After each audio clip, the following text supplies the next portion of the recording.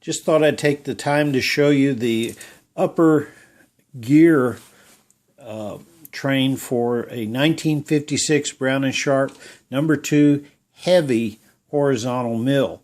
I've taken this out of our machine 3 times so far, trying to find out why it wouldn't feed right, and I think I figured out all the parts.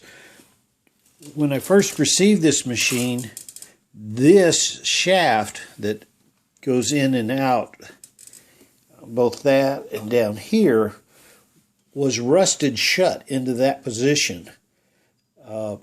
As you can see, when it moves to that position, these dogs come out of engagement, and those dogs are what control the regular feed on the machine.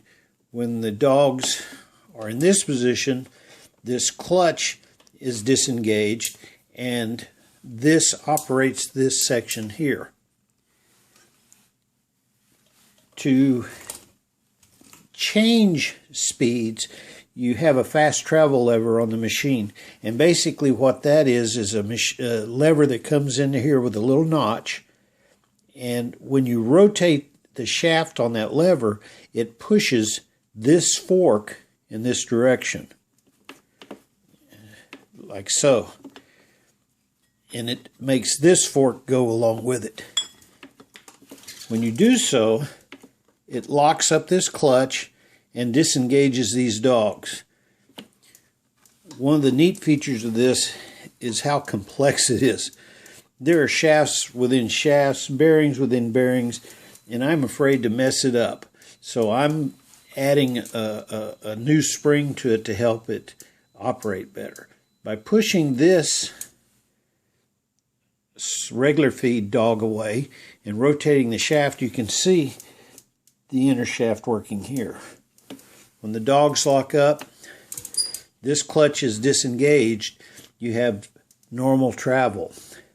I got into trouble a couple days ago by trying to adjust this clutch inside the machine. I should have never done that. I should have taken it out. There's a port on the top of the machine that allows you to see this little section. This ring rotates in this direction to get tighter, and it should just take one notch to move over. Well, I couldn't see this area, and there's very little literature on it, and when I did what the manual said, I rotated this ring until this spring fell back into the notch.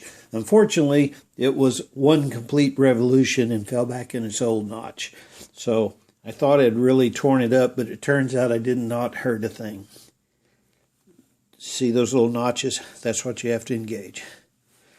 This is a spring that I added because this shaft has an internal spring that's rusted or weak. I cannot replace that spring without removing this whole very complicated assembly. I'm afraid I cannot ever get any of these parts, and I don't want to mess it up. So I went to the hardware store, found another spring, and it fit perfectly. You couldn't have designed it better. And this assists the regular feed fork to come back positively and lock up the regular feed. There you go. That's a 1956 Brown & Sharpe Heavy No. 2 horizontal mill upper gear train.